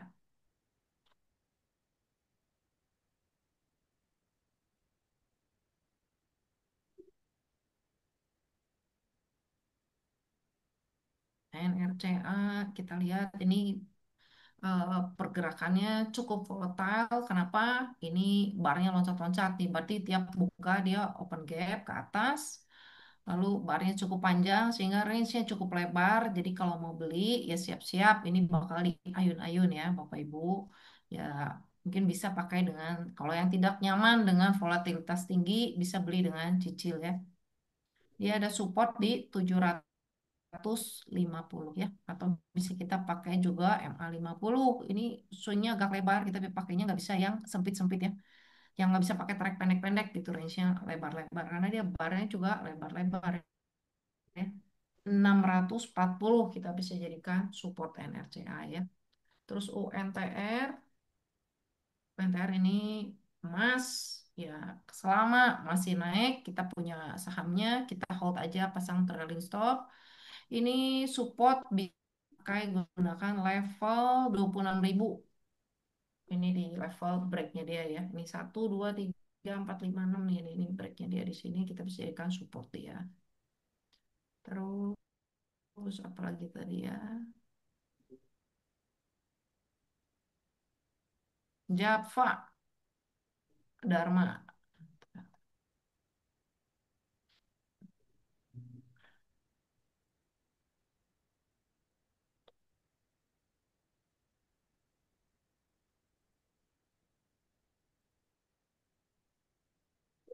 Java, ayam-ayaman. Consumer good ya. Ini hari ini bullish Anfield nih sebutnya ya. Ini si merahnya ketutup si hijau. Volume juga lebih besar sedikit ya. Tapi dia tiap tiap barnya hijau, volumenya besar ya. Ini masih arahnya masih masih lebih condong ke penguatan. Supportnya ada di kita bisa pakai ini karena barnya panjang, saya pakai 60 menit. Nah ini nih ada support di 1655.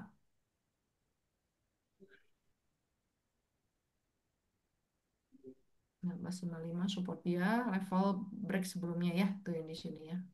Ini bisa pakai. Terus tadi Dharma ya. Dharma sektor otomotif yang mungkin bisa dapat sentimen dari TKDN. Cuman dia kurang liquid ya, Bapak Ibu. Ada support di 985, selanjutnya kita bisa pakai MA50 di 970 dan di 940 supportnya.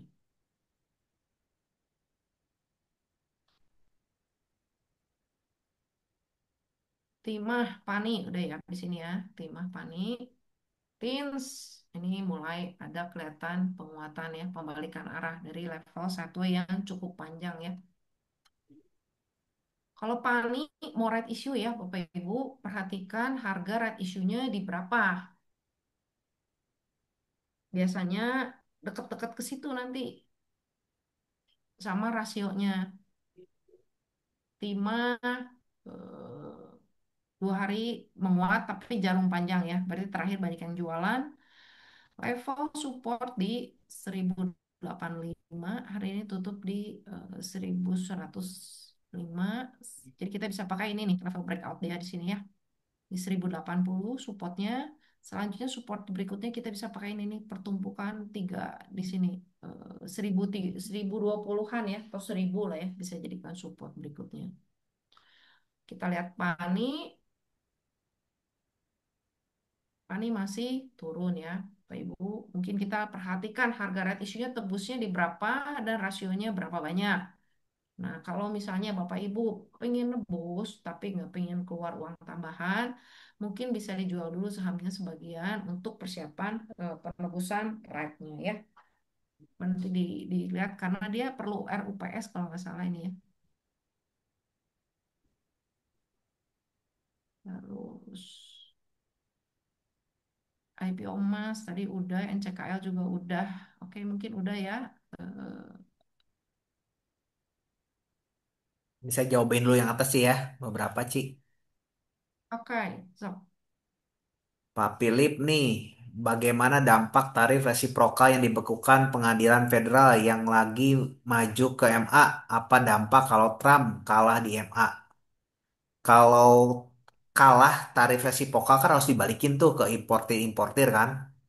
Jadi good news buat importirnya tuh. Jadi ke durian runtuh dapat duit duit kan. Ya itu satu. Jadi pasti ada dampaknya ke saham importirnya tadi itu pada naik gitu satu satu ke sana. Tapi kalau buat Amerikanya karena harus membayar, jadi defisitnya bertambah bengkak, ada kemungkinan besar obligasinya juga jadi rate-nya agak agak naik. Fed Fund Rate itu prediksi saya bisa jadi kalau ada pengembalian itu bisa jadi nah tadinya optimis 3 kali mungkin aja mundur lagi nih. Jadi cuman 1 kali atau 2 kali atau bahkan mungkin cuma 1 kali jadi cutnya di September aja ya. Nah itu jadi tergantung nih. Itu yang saya sebut dengan ketidakpastian atau enggak volatilitas di market. Tapi kan semua short term. Kalau long termnya masih on the track ke arah sana nggak? Cut harus butuh cut nggak? Atau nggak QE lagi? Tetap kalau menurut saya ya. Tapi drama short term ini ya mungkin aja volatil. Kalau sekarang cut rate-nya kan ekspektasi 3 kali. Nanti turun jadi 1 kali atau jadi 2 kali ya mungkin aja akan ada berpengaruh juga ke Indonesia. Akhirnya kan rupiah jadi melemah. DXY-nya menguat. Jadi bisa jadi ke saham juga anjlok lagi ya. Atau enggak koreksi lagi gitu. Jadi ini yang periode-periode ini yang justru kalau menurut saya di September Oktober ini volatil. Ya resikonya cukup besar. Ya, jadi justru kalau kitanya bisa berteman dengan volatilitas itu, kita bisa dapetin lagi mungkin harganya bagus nanti ya.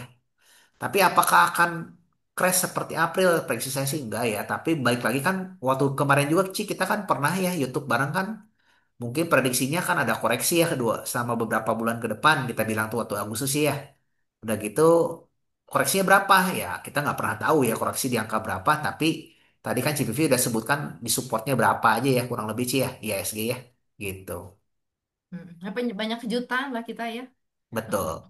Lucu ya. Kita kan sudah memprediksi kurang lebih ini bakal koreksi gitu kan. Tapi tiba-tiba ada aja ya yang membuat jadi koreksi ya, Ci ya. Pasarnya gitu sih ya, emang ya. Heeh, bisa Penyebabnya aja bisa gitu apa aja dipikir. gitu ya. Apa Tapi aja bisa kadang-kadang gitu. ketemu kita nggak tahu triggernya dari mana ya. Bisa dari Betul. dalam, dari luar. Betul. Ramai sendiri. Udah beres, ada lagi Ada lagi. triggernya September Oktober lah. pasar. September Oktober ini kalau menurut saya sih masih fase-fasenya ada koreksi ya gitu. Bagaimana Vio Pani dan Pek? Aduh nggak Ya, ngikutin nih Pani koreksi-koreksi mah. ya ada. Ah, gimana sih? Hah? Ya tetaplah ada yang kuat, ada yang kuat, sektor yang menguat apa ada di mana. Kan biasa ada yang turun, ada yang dinaikin ya. Kita fokus ke yang dinaikinnya aja apa gitu ya. Iya. Nah Vio Pani saya nggak ngikutin nih Vio Pani mah ya. Kalau Pek Eh, Pani mau red issue, Dre. red issue, cuman saya nggak ngikutin angkanya sih, Tapi detailnya sih. belum karena dia mau RUPS dulu. Jadi angkanya juga ada robah kemarin ya kalau nggak salah ya. Hmm. Kalau saya sih Jadi nyarinya nanti tuh yang market akan dilusinya besar sih, kalau red issue sih.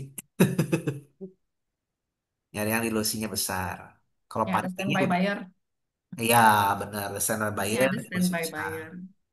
Kalau yang panik kayaknya dilusinya udah nggak terlalu besar ya, gitu kan.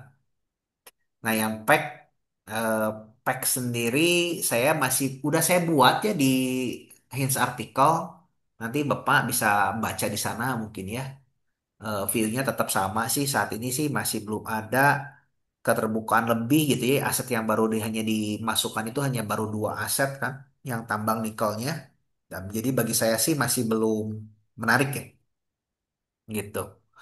Masih belum menarik gitu. Memang ada yang ngomong harganya wajar, tambang nikelnya besar gitu kan. Ya bagi saya sih biarpun besar tapi kan injeknya baru 2 tean kan. Jadi masih belum menarik sih, gitu. Kecuali Yang nanti ke, Pani Gold katanya Dre. Hah? Gimana? Pani Gold yang Oh, mau IPO anak MDKA. oh, Panigold, oke, yang emas gitu kan, yang MDKA. Kalau menurut saya sih tambangnya kan memang gede ya reserve-nya ya, kalau kita ngomongin dan produksinya kan Tapi nanti, belum operasi kalau nggak salah ya. ah, Belum belum operasi, belum operasi masih belum rugi. beroperasi. Heeh. Masih rugi. Dan apa, saat ini masih rugi sih. Diprediksi sih baru tahun 2026 udah mulai jalan. Tapi perusahaannya tuh masih masuk ke periode capex cycle sih.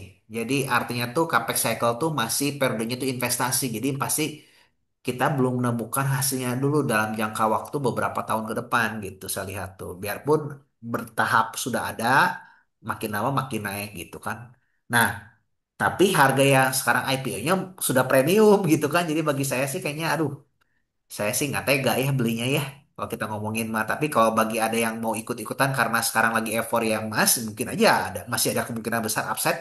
Saya nggak tahu ya, itu kan udah bicaranya beda ya Ci ya. Kalau IPO mah ya Ci ya, kalau kita ngomongin gitu. Euforia bisa ngomongnya ya. Udah nggak bisa pakai yang perhitungan valuasi yang kaku-kaku lah ya. Betul Yang gitu. udah pakai momentum. Betul. Momentum ngitungnya kan biasa suka ekspektasi kan emang di atas premium hitungnya ya. Benar. Apalagi Kalau kan nggak sekarang, pakai ngitung fundamental ya mesti pakai premium semua. betul. Apalagi sekarang kan lagi pada ngomongin emas gitu kan, lagi hype-nya emas ya. Jadi mungkin aja ikut ke bawah ya sih. Gitu. Mm-mm. Bisa aja Ya gitu kan. masih all time high lagi. Heeh. Cuman kalau dari Pani Goldnya sih, saya ngelihat sih memang dia tambangnya tuh katanya tuh stripping ratio-nya kan kecil ya, cuma 0, sekian. Artinya tuh setiap kali kruk langsung dapat emas, kruk langsung dapat emas tuh. Jadi memang luar biasa sih. Bahkan sampai dengar produksinya kalau sampai tahun 2030 tuh bisa sampai 600.000 ton ya. Itu kalau 600.000 ton tuh luar biasa sih. Jadi kalau dengan harga 600.000 ton dihargai sekarang sih bagi saya sih menarik ya. Tapi balik lagi kan itu kan tahun 2030 600 ribunya gitu kan, bukan sekarang gitu. Ya kalau sekarangnya sih masih belum jalan gitu ya. Masih capex cycle gitu. Jadi kalau menurut saya sih apakah lewat valuasinya juga saya sulit ya. Tapi ini mah cuma hanya benar-benar ngikutin tadi hype market ya gitu. Mm-mm. Hype market lah ikut-ikut. Tapi nanti kalau udah habis jangan lupa jualan ya. Takut hype-nya Betul, habis nanti kitanya nyangkut di pohon ditinggalin. betul. Nah ini Bu Tami nih nanya nih 2026 bullish atau bubble atau crash. Kalau saya sih ngelihat 2026 ini, kalau lihat dari global ya, investor global, prediksi saya, ya ini prediksi balik lagi kan, kita juga nggak tahu ya benar atau enggak. Ada bullish dulu, masuk ke periode euforia, biasanya orang-orang tuh sudah, wah pede banget lah gitu kan. Di saat titik seperti itu nanti akan ada crash atau koreksi tajam, best. Nah, itu tahun 2026. Ini prediksi saya ya, karena saya apa melihatnya tuh siklus-siklus yang lama-lama itu selalu kayak gitu ya, Ci ya. Lagi hype-hypenya, wah, naik semua pada pede semua. Tahu-tahu dihantam aja. Kayak kemarin, Ci ya. nggak akan bilang-bilang kalau turun begitu mah. Nah, Nggak gitu kan ada. itu. Ya, semuanya tuh sudah serba inilah, serba lagi untuk, serba lagi ini. Nah, itu periode 2026 prediksi saya. Ya, jadi justru saat ini saat kita ngumpulin tahun depan kita nikmatin ya jangan lupa exit gitu ya. Kita ngomongin. Nah, exitnya jangan lupa. Nah, itu exitnya jangan lupa jangan ke bawah lagi, Ci ya. Jangan keambil. Heeh. Kadang-kadang kejong-jongan ya. Oke, nah itu tahun 2026 tuh bakal seru 2026 ya prediksi saya. Terus kalau Pak Yopi ini, kok Andre Big Bang gimana? Asing hari ini banyak keluar padahal Fed cut rate. Ya kan tadi balik lagi ya karena kan komunikasinya Pak Purbanya kan belum clear. Ya kita tunggu aja sih. Nggak mungkin dalam waktu singkat lah mereka juga belum kenal kali global dengan Pak Purba kan. Jadi saya pikir sih butuh waktu ya. Jadi 1 bulan 2 bulan ini kan wajar lah koreksi ISG ya asing takut tapi nanti juga balik lagi. Saya pikir sih ke arah sana ya. Ya view-nya yang penting long term kayak Pak Yopi. Abaikan global ketidakpastian juga masih tinggi ya. Seperti tadi kan ada MA apa digugat ya. Trumpnya sendiri gitu kan. Mungkin aja CPI bulan depan, minggu depan, minggu ini juga naik kan. Sehingga cut rate-nya turun lagi. Probabilitasnya kan mungkin aja. Jadi balik lagi kalau menurut saya sih itu semua noise jangka pendek. Ya, tapi kalau kita gunakan bisa jadi kesempatan untuk kita buy. Kalau yang udah beli dari April ya average up gitu kan. Ko Andre, terima kasih atas insight-nya. Mbak Ami izin bertanya terkait proyeksi komoditas super cycle seperti apa update terkininya? Lalu in the short term, apakah akan terdampak dengan berita terkini serangan Israel di Qatar? Ya, itu nanti saya update-nya di artikel aja lah. Jangan di sini ya, Ci ya. Gitu. Oke.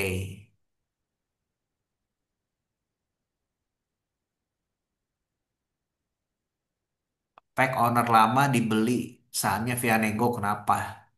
Waduh, jangan nanya ke saya tuh. Nanyanya ke ownernya ya, yang belinya kenapa via nego gitu. Saya juga nggak tahu. Berarti September ini konsol biasa ya. Saya nggak tahu sih masih mungkin masih ada koreksi kali ya. Tadi CPP udah sampaikan yang ini kan ya Ci ya. Tadi support-support IHSG ya Ci ya. 7.500 lah ya. Di situ 7.500 tuh. level krusial di situ. Heeh. Berarti Tapi berapa kan persen masih ada Ci? yang naik, ada yang diturunin. Kita jangan lupa punya DSSA, punya DCII itu bisa bisa buat mainin turun naik indeks itu kan. Hmm. Itu berapa Kadang-kadang kan persen lagi yang Ci? naik apa gitu. Hah? Dari sekarang berapa persen lagi turunnya kira-kira? 7.500 kira-kira. 77 dikit-dikit lagi sih. Dikit Dikit lagi lagi ya? nggak banyak. Hmm. Oke. Tapi belum tentu pasti mantul juga. Ini kan kerasa kan. Dulu crash 2020 dan 2008 apakah BBCA langsung ARB? Kalau di 9 April kan BBCA market langsung buka langsung ARB. Saya lupa ya. Gimana sih? Saya lupa nih. Bisa BBCA ARB, semua juga ARB. Apalagi 2018 pen semua berhenti. 2020 tuh ARB ya. Kalau nggak salah tuh ya. Semua tuh pada ARB ARB semua. ada. Heeh. Heeh. Cuma ARB-nya dibatasin ya. Berapa persen kan? 7. Heeh. Turunnya Eh, dilimitin berapa persen heeh. kan. Dikasih Iya. dibenangin wasit itu mah. Heeh. Tapi tuh tiap hari ya turun, turun, turun terus ya sih ya. Waktu COVID ya.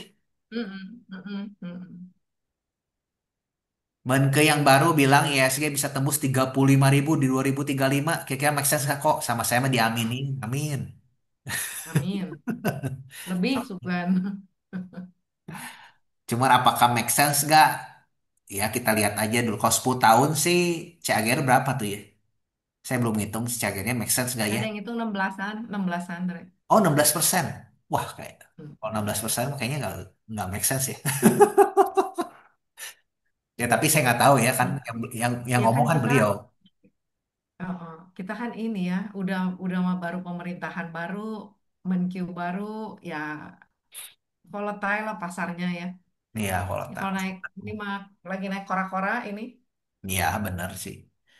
Ya, ini mah kalau menurut saya sih jangan lihat terlalu 10 tahun dulu lah. Kita bicaranya 2 3 tahun yang akan datang. Setahun aja lah.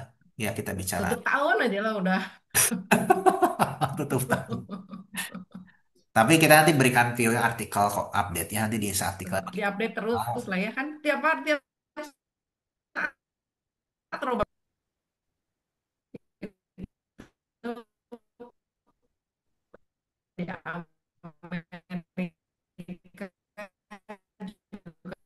putus-putus. Presiden Trump yang kurang kurang aneh Hmm.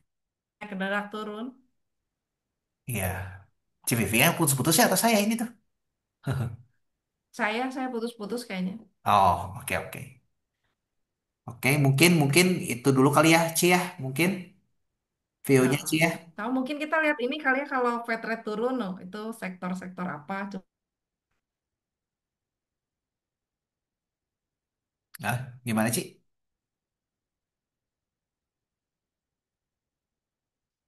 Udah mau nyampe resisten, mundur lagi, gitu kan? Ya gitulah. Oke. Ya, kita lihat nanti kita update. Saya akan update sama CPV juga update berkala juga nanti di Hints artikel ya Bapak Ibu semua ya. Tentunya nggak mungkin kita jawab semua di sini ya, karena kan juga kan ini kita pasti akan update lah bantu ya. Seperti tadi komoditas super cycle nih.